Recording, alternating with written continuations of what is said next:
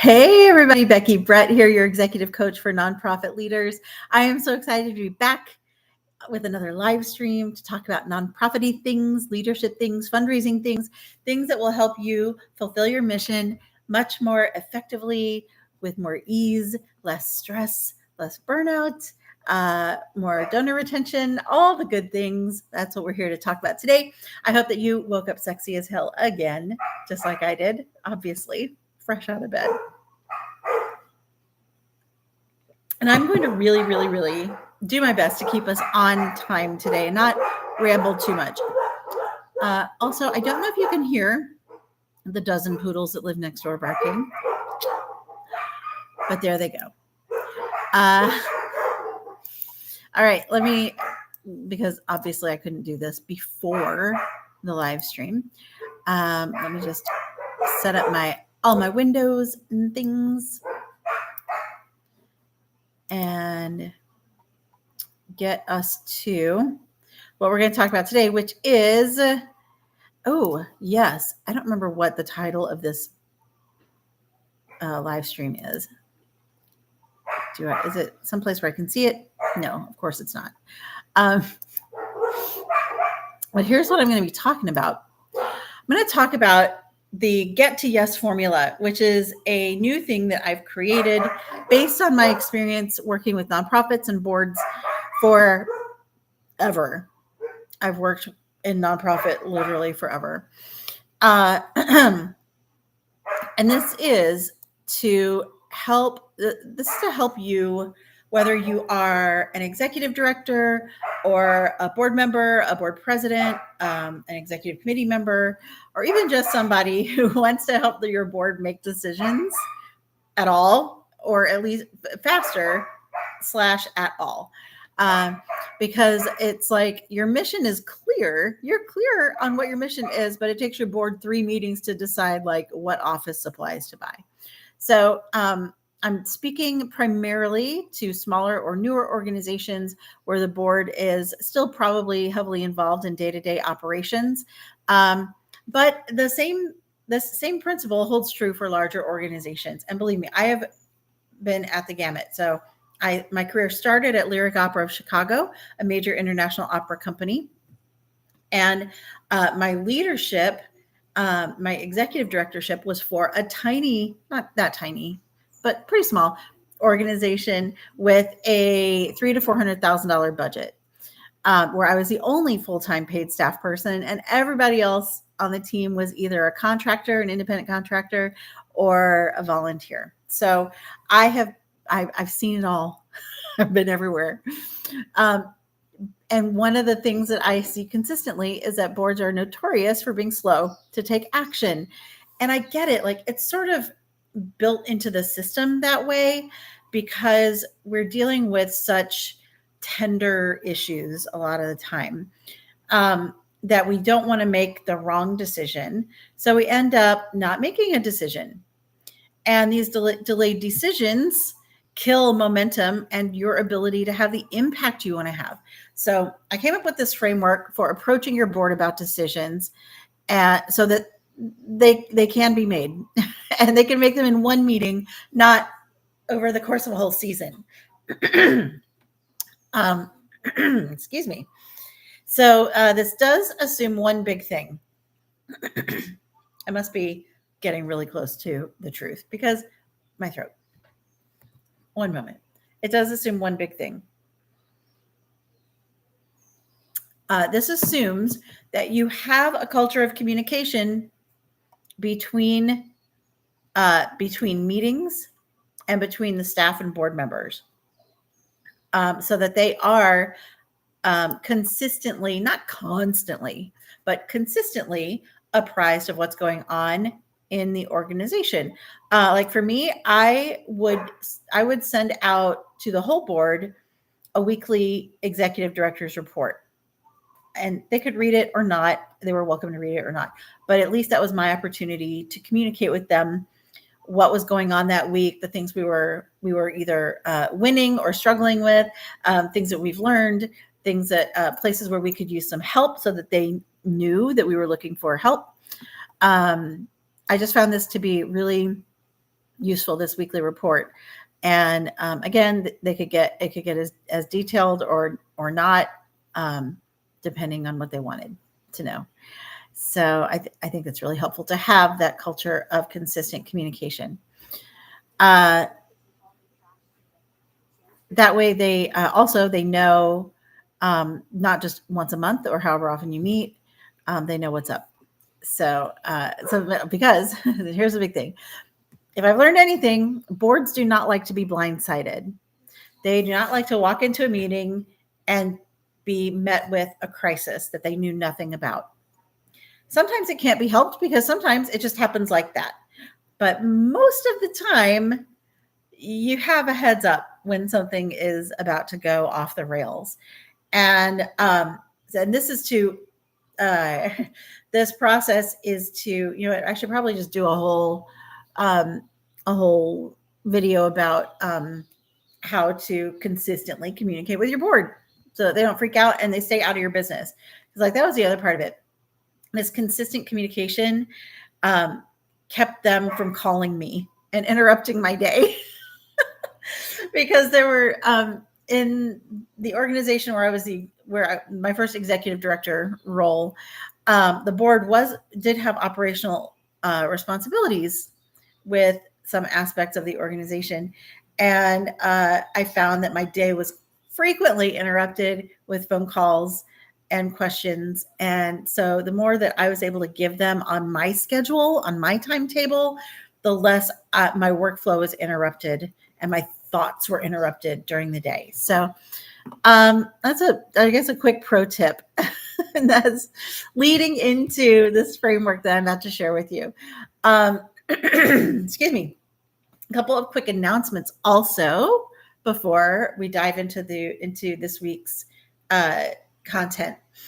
Number one, I'm going to be speaking with the ATL Airport Chamber in a couple of weeks, and I will send that notice out in an email to my list. So if you're not on my email list, please sign up at the link in my website.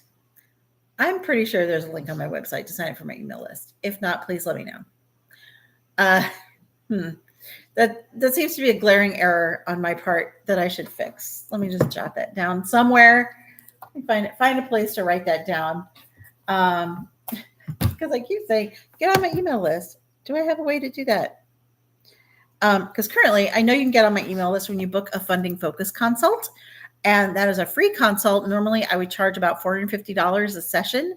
So I do offer a free consult time where we can go into your organization's unique needs, and I will help identify some potential quick wins and then also some ways that we might work together to continue stabilizing your revenue and building funding streams for your organization. So I know for sure you can book a funding focus consult with me. And excuse me, if you're more of a like leadership life coachy client, book that same consult and then just on the form make a note of that, because it's basically the same process. Just we will pull different recommendations out of my brain for you. Okay, now let's finally get to this. Get to yes. Let's get to yes right now. All right, so there are, excuse me, there are 3 steps to this process. So step 1 is to set the stage for success. Like I said, board members do not like to be blindsided. So I have a 48-hour rule because you can send things up to a week in advance. I wouldn't give people any more time than that to peruse something, because then they start to overthink and then they're calling you throughout the week. And like I said, you just don't want that. So send decision packages 48 hours before the meeting.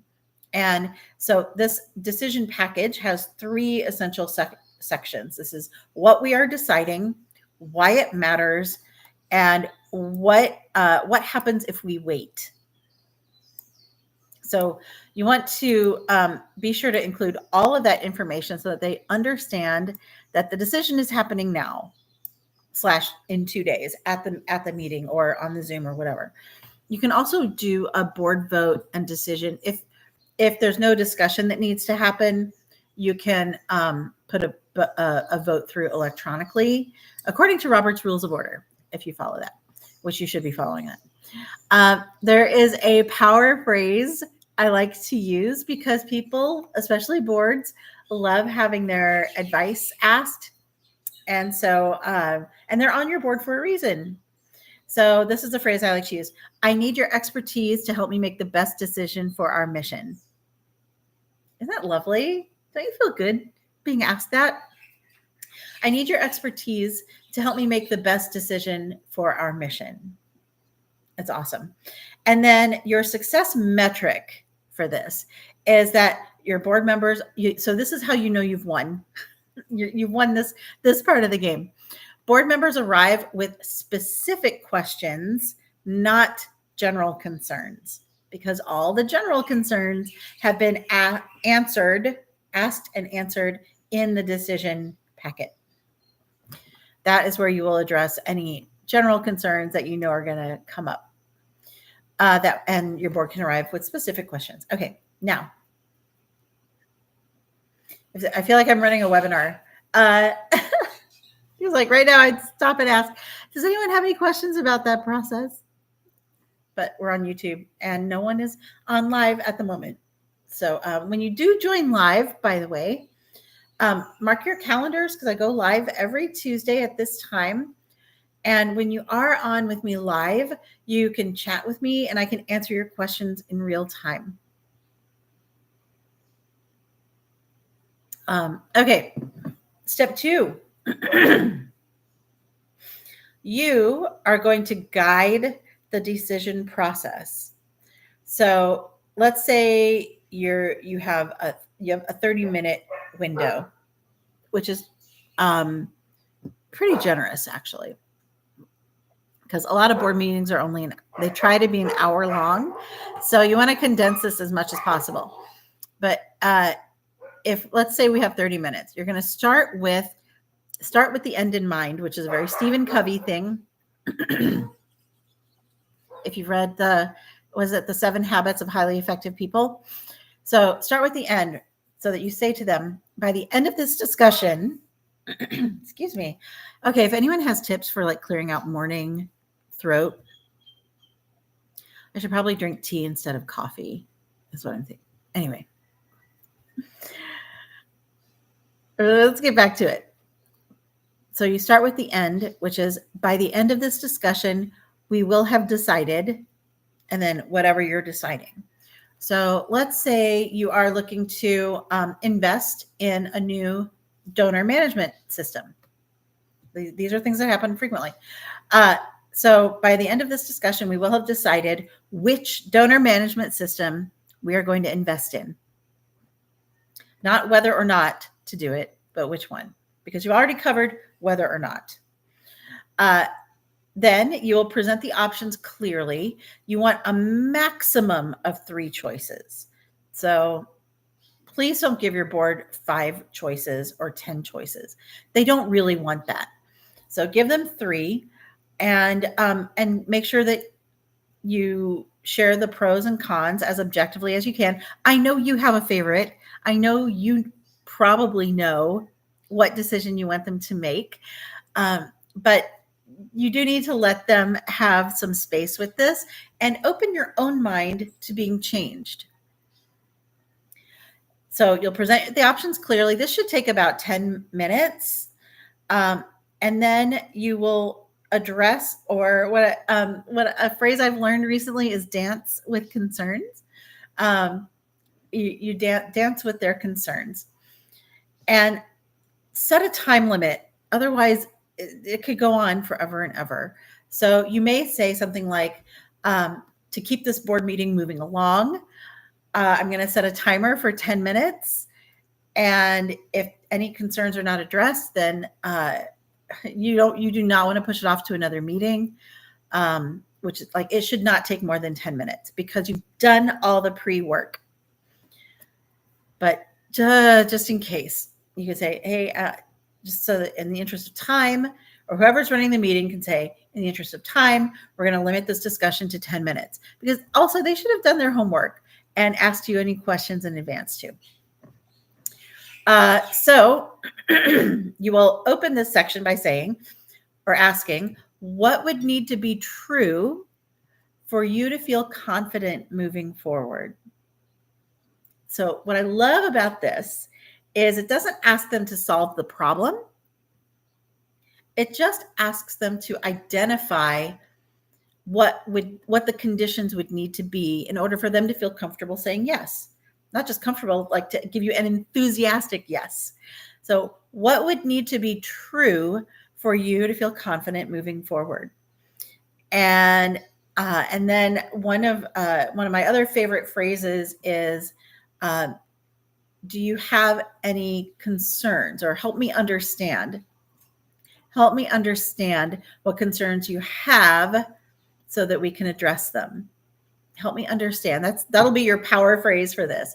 Help me understand what concerns you have so that we can address them. And then at the end of that, of the discussion time, you say, based on our discussion, I recommend X. And you should be able to say that at that point. Again, you should have done your pre-work too. So the theme that's emerging from this discussion, from this conversation right now, is do your work in advance. Once you arrive at the meeting, that should not be where the work happens. The work needs to happen before the meeting. Okay. So based on our discussion, I recommend, and then you're done. So step 3 is to lock in the commitment. So follow up. So your follow-up system will be to create an immediate task list with assignments and deadlines, and a quick reference checklist for implementation. And all of that you can do while you're sitting there in the meeting. Anyone on the board who has committed to helping in some way, get their commitment right there and then. It's best if you don't ask. I mean, they can then email you later if they need to think about it, but it is best to get as many commitments right there in the moment as you can. And then you want to track your success. So monitor that the progress actually happens. You want to be accountable without micromanaging. So that's tricky sometimes. Accountability without micromanaging. So a lot of times we give our boards and volunteers too much leeway, because there is that balance or harmony between what the volunteer needs and the fact that they are giving their time and their life force energy to your organization, and what the organization needs in order to fulfill its mission. So there is the concept of volunteering in the spirit of excellence. So volunteering in the spirit of excellence. And that is something I expect from my volunteers. Like, you say you're going to show up, you say you're going to do this, so do it. It's pretty clear. This is where it helps to have volunteer job descriptions if you have volunteers responsible for parts of your organization. But this is how you have accountability without micromanaging. Another way to have accountability without micromanaging is to agree on what the accountability is going to be. So you said you would do this. It is now the deadline. Where is it? More likely, let's set the positive intention of, you said you were going to do this. Here's the deadline. Oh my gosh, this is great. Thank you. Thank you for completing this. So that accountability without micromanaging is one of those. It's another communications and alignment issue. If you find that deadlines are being missed, or people aren't doing what they say they'll do, then that means you you do not have a strong culture of communication, and you need to implement that. So what would it take? What would need to be true in order for you to have a strong culture of communication with your board, with your volunteers, with your staff? I think this is an important topic kind of for any leadership role. And so, so that's the whole Get to Yes formula. There it is, right there. If you found this to be helpful, it will be available to download, and the link will be in the description box. And let's see, what else did I want? Is there anything else I wanted to say? Oh, I'm working on a really low ticket offer for you. So I'm working on a complete. I say low ticket, but it is a complete fundraising system that would include the Get to Yes and other templates. So I'm in the process of creating that. It should be done in the next week or so, and that'll be available when you download the Get to Yes formula. But I want you to have Get to Yes first, because once you have that, it's going to make working with your board so much easier and so much more effective, and even, dare I say, more joyful. Because something I realized today is that there are a couple of things that came into my consciousness today. And since I still have a few minutes, I want to chat about it. So I realized that a lot of times people in the world think that nonprofits don't need money. What? I know. They think nonprofits don't need money, that nonprofits should run just on people's heart and their desire to do good in the world. And it's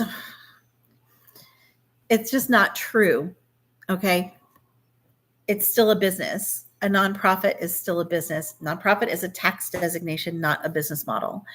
And yes, heart is involved, because no one that I know of would go into business to, let's say, help refugees, house refugees.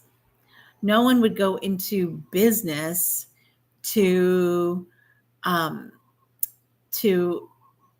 help women who are escaping horrible marriage situations. So these are not necessarily businesses that people would go into. There is a lot of heart associated with the decision to go into a business like that, or to start a business like that.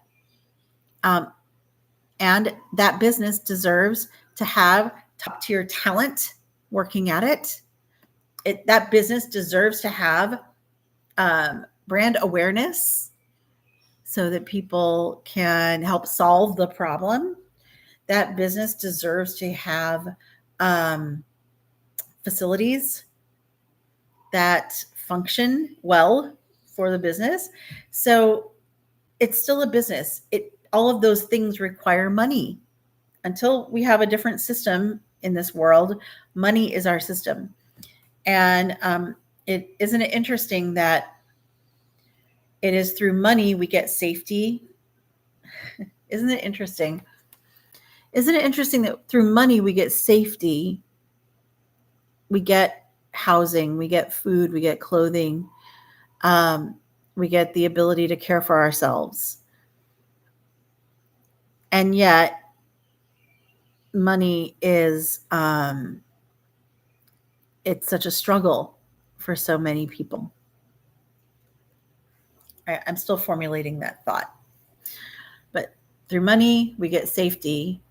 And yet money is also the reason we don't feel safe, because maybe we don't make enough of it, or we are afraid that it will be taken from us, or it seems like once we get it, a huge random bill comes in.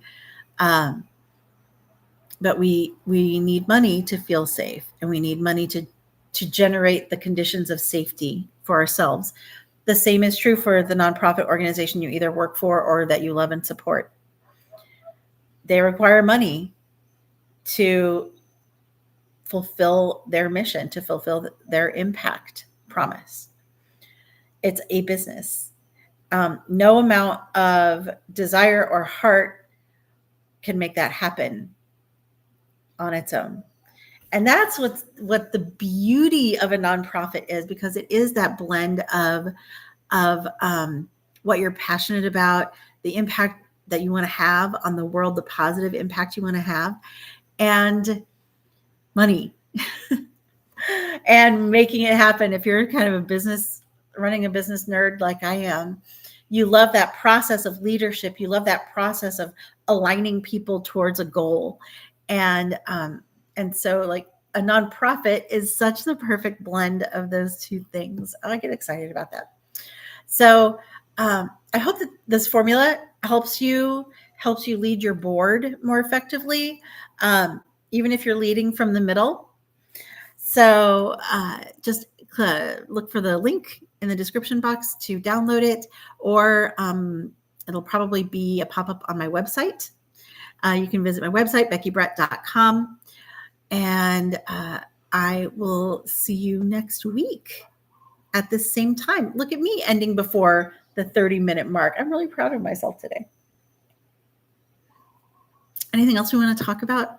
If there are any other nonprofit subjects you are struggling with, or any issues that you want to hear me talk about on this channel, please leave a comment below, and I will talk about it in an upcoming video.